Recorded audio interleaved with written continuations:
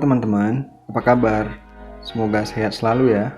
Kali ini kita akan mempelajari arus listrik dan pengukurannya.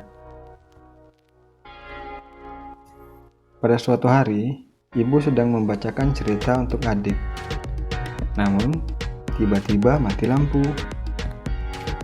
Beberapa saat kemudian, ibu datang dengan membawakan senter. Dan sebagian ruangan menjadi terang. Kira-kira kenapa senter bisa menyala ya? Pada senter, bola lampu dapat menyala karena dialiri arus listrik dari dua batu baterai. Ini adalah arus searah atau direct current. Sedangkan pada lampu dinding adalah arus bolak-balik yang dihasilkan oleh PLN atau sebuah generator. Nah teman-teman, mari kita mengingat kembali. Terdapat dua jenis muatan listrik, yaitu muatan positif dan negatif. Muatan positif ada pada inti atom, sedangkan muatan negatif ada pada elektron. Elektron dapat berpindah dari satu atom ke atom lain, sedangkan inti tidak dapat berpindah.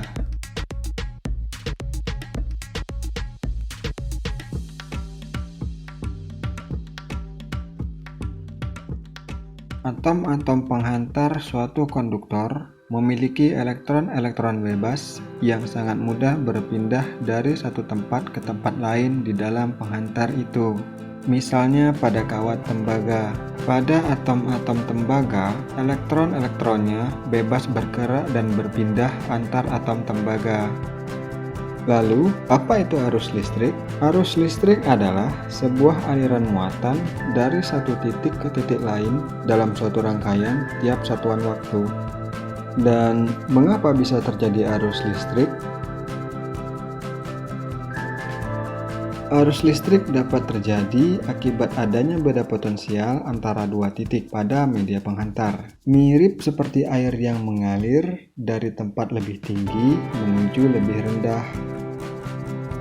Secara umum, sering disebut kalau aliran listrik dalam suatu rangkaian elektronik mengalir dari kutub positif menuju kutub negatif, yang mana menyesuaikan dengan prinsip muatan, di mana arus listrik sering didefinisikan sebagai aliran muatan listrik positif pada suatu penghantar dari potensial tinggi ke potensial rendah. Namun, arah aliran elektron sangat berlawanan dengan arah aliran arus listrik konvensional, karena pada dasarnya elektron merupakan partikel yang bermuatan negatif dan bergerak bebas yang ditarik ke terminal positif.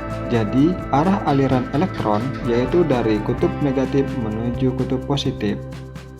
Perhatikan, agar lampu dapat menyala, kita perlu memaksa elektron untuk bergerak, dan untuk melakukannya, kita membutuhkan tegangan.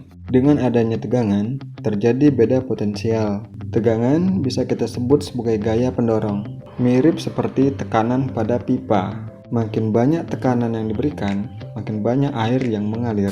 Dengan lebih banyak tegangan yang diberikan, akan lebih banyak elektron yang mengalir, dan lampu akan menyala lebih terang. Namun, perlu teman-teman perhatikan bahwa kawat dan lampu memiliki batas tertentu elektron yang dapat melaluinya. Bila melebihi batas tertentu, kabel atau lampu akan terbakar, mirip seperti pipa yang mengalami kebocoran saat air yang melaluinya terlalu banyak. Secara matematis, arus listrik dinyatakan dengan I sama dengan Q per T. 1 ampere sama dengan 1 kolom. 1 kolom setara dengan 6 kuintillion 242 kuadrilion elektron per sekon. Apa artinya? Analoginya seperti untuk menyalakan lampu 1,5 watt dengan baterai 1,5 volt, kira-kira 6 kuintillion 242 kuadrilion elektron harus mengalir melalui baterai dan lampu setiap detik. Jika kita mengurangi tegangan, akan sedikit elektron yang mengalir dan nyala lampu akan semakin redup. Dan berikut adalah beberapa contoh permasalahan yang berkaitan dengan arus listrik. Silakan teman-teman jeda video ini sejenak dan dipelajari contoh soal berikut. Berdasarkan arah alirannya, arus listrik dibedakan menjadi dua, yaitu arus bolak-balik alternating current AC dan arus searah direct current DC. Coba perhatikan, stop kontak yang ada di rumah teman-teman biasanya menyediakan arus AC. Dalam hal ini, elektron tidak mengalir dalam satu arah saja, melainkan bolak-balik, seperti gelombang laut yang bergerak naik turun. Alat-alat elektronik seperti handphone atau mainan remote control biasanya membutuhkan arus DC atau arus searah. Dalam hal ini, elektron hanya mengalir dalam satu arah saja, mirip seperti kapal yang berlayar menyusuri sungai. Arus listrik dihasilkan dari pembangkit listrik dan dialirkan menuju ke kota-kota besar dan rumah teman-teman dengan menggunakan arus bolak-balik atau AC. Kita menggunakan arus bolak-balik atau AC karena arus AC lebih efisien untuk dihantarkan dalam jarak jauh dibandingkan arus searah atau DC. Kita juga bisa dengan mudah menaikkan atau menurunkan tegangan dengan sebuah trafo sederhana. Arus DC atau arus searah biasanya digunakan pada rangkaian elektronik sederhana seperti handphone, laptop, atau papan sirkuit. Hal itu karena arus DC lebih mudah dikendalikan dan dapat membuat alat elektronik menjadi lebih kecil dan simpel. Namun, banyak peralatan elektronik biasanya menggabungkan arus AC dan arus DC, seperti pada mesin cuci, yang mana menggunakan arus AC untuk motor yang digunakan untuk memutar tabung, namun papan sirkuitnya yang mana digunakan untuk mengatur seberapa lama tabung berputar atau seberapa kencang tabung berputar menggunakan arus DC atau arus searah. Nah, berikut beberapa perbedaan listrik arus searah dan arus bolak-balik. Bagaimana cara mengukur arus listrik?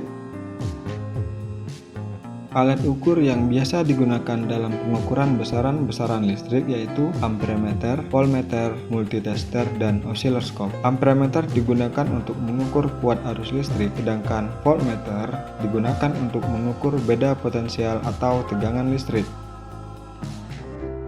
Cara menggunakan amperemeter yaitu amperemeter harus dihubungkan secara seri dengan rangkaian. Mirip seperti memasang alat ukur penggunaan air pada pipa. Setelah dihubungkan secara seri, maka hasil bacanya adalah skala yang ditunjuk dibagi skala maksimum dikali batas ukur amperemeter. Contohnya,